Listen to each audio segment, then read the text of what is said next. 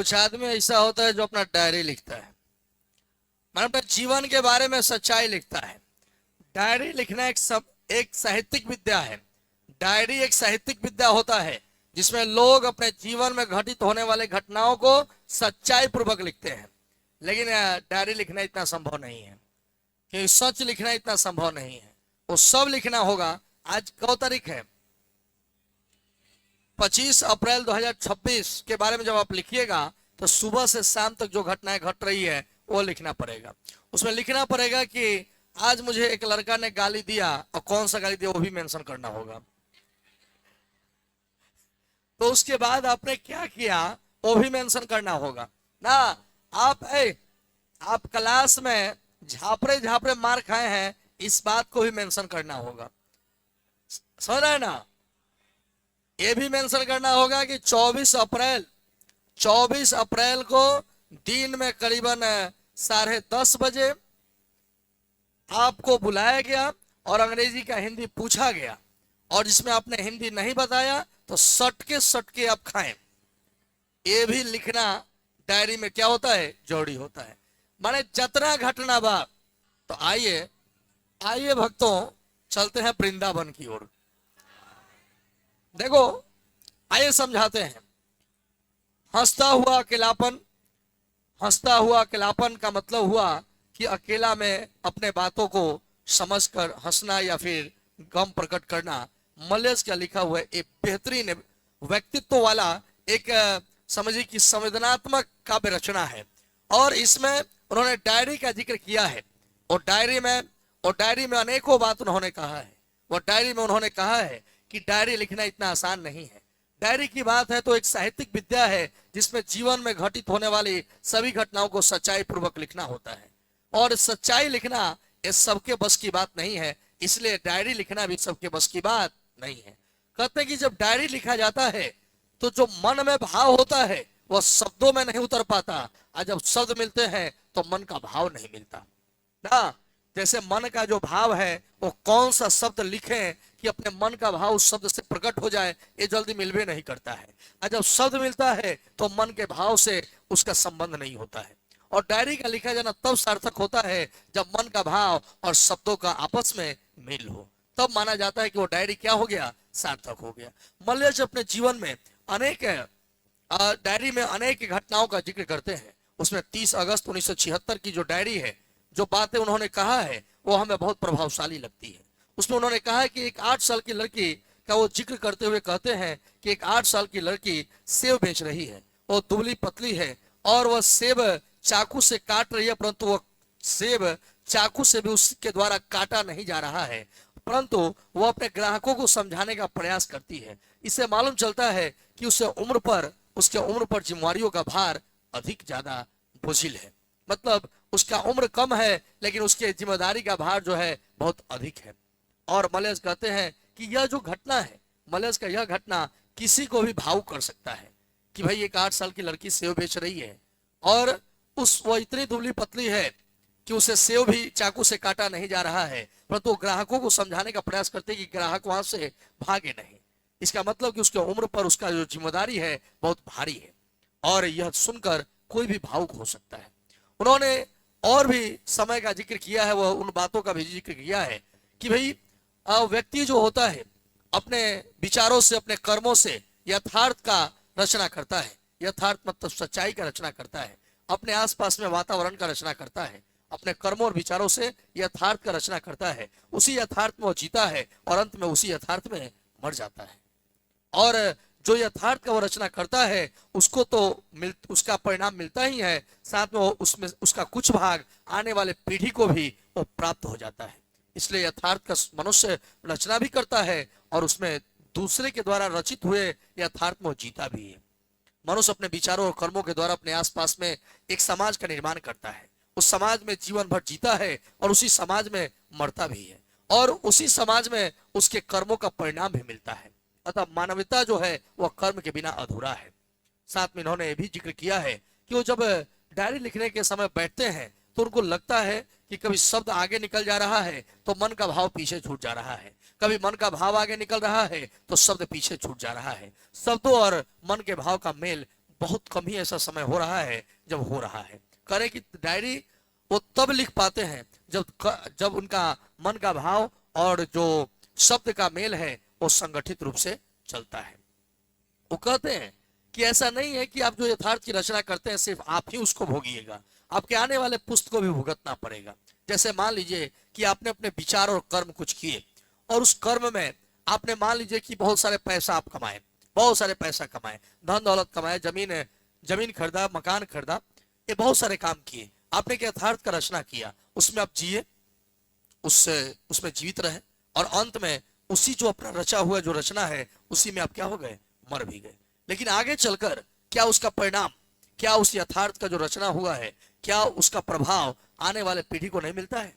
मिलता है। आपके पिताजी जो कोई जमीन खरीदे हैं, या पिताजी आपके किसी से झगड़ा खरीदे हैं, तो क्या उसका परिणाम उसके पुत्र को नहीं चुकाना पड़ता है? अगर पिताजी किसी से कर्ज लिए हैं तो क्या उस कर्ज को उसका बेटा नहीं चुकाता है? चुकाना पड़ता है। मतलब आप तो उस यथार्थ का रचना किए और उसमें जीवित भी रहे, मरे भी, लेकिन उसका कुछ भाग जो है आने वाले पीढ़ी को आपने दे दिया। और जैसे मैं हूं या आप हैं, हम लोग यथार्थ का रचना भी कर रहे हैं। हम लोग अपने कर्म से, हम जैसे मान लीजिए पढ़ा रहे हैं, अपने आसपास में एक माहौल का रचना कर रहे हैं।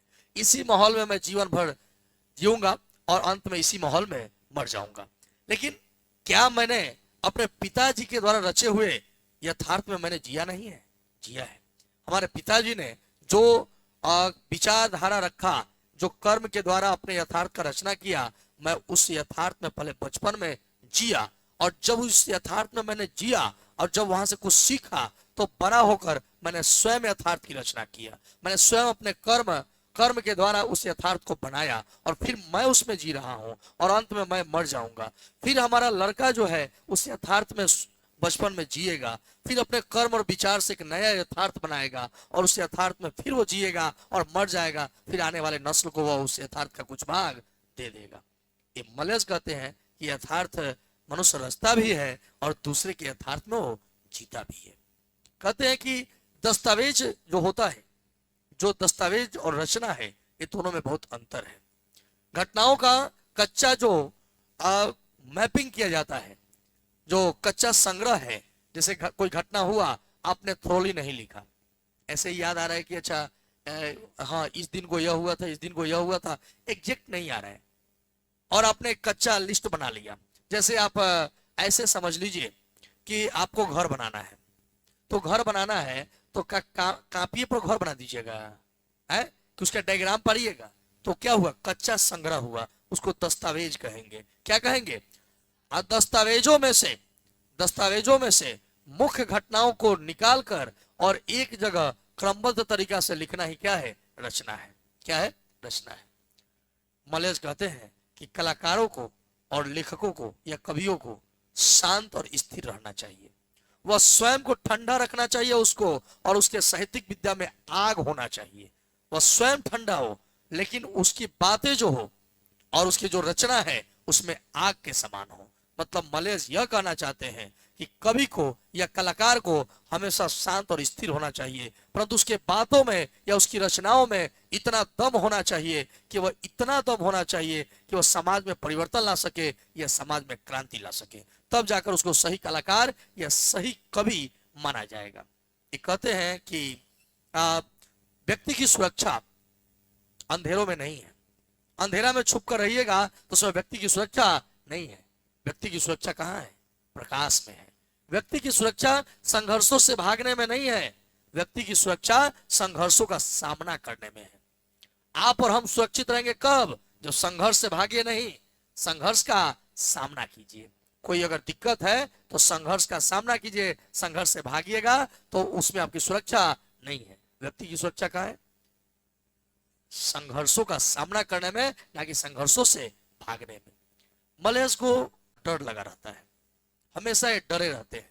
उन्हें लगता है कि कोई बीमार ना पड़ जाए, यदि कोई बीमार पड़ गया तो उसे कोई बहुत बड़ा रोग ना हो जाए। अगर उसे कोई रोग हो जाए तो अस्पताल कैसे जाएगा, वह इलाज कैसे करवाएगा, वह ठीक कैसे होगा, इस बात का डर बना रहता है।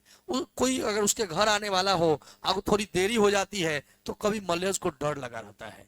बच्चे शाम में पार्क में जब खेलते हैं और लेट होने लगता है, विलंब होने लगता है, तो उसे घर लौटने में विलंब के कारण उसको डर लगने लगता है, कभी को डर लगने लगता है। और डर लगने का कारण यह है आज का समाज और आज के समय का मनुष्य का विचारधारा। क्योंकि आज के मनुष्य के विचारधारा और इस समाज से कभी इतने डर गए हैं कि किसी को लेट होता है ना तो उसको लगता है कि कोई दुर्घटना ना हो गया हो, ना किसी को बीमारी होता है ना तो डर जाते कोई इसको कैंसर या फिर बड़ा बीमारी ना हो गया हो। भाई इतना बड़ा बीमारी हो जाएगा, अभी हुआ नहीं है लेकिन डर रहे हैं कि क्या जाने हो मत गया हो, अगर ये हो जाएगा तो अस्पताल कैसे जाएगा, ठीक कैसे होगा। बच्चे पार्क में खेल रहे हैं, अभी तक क्यों नहीं आए, है कि नहीं। ये सब चिंता लगा रहता है, डर लगा रहता है। क्यों?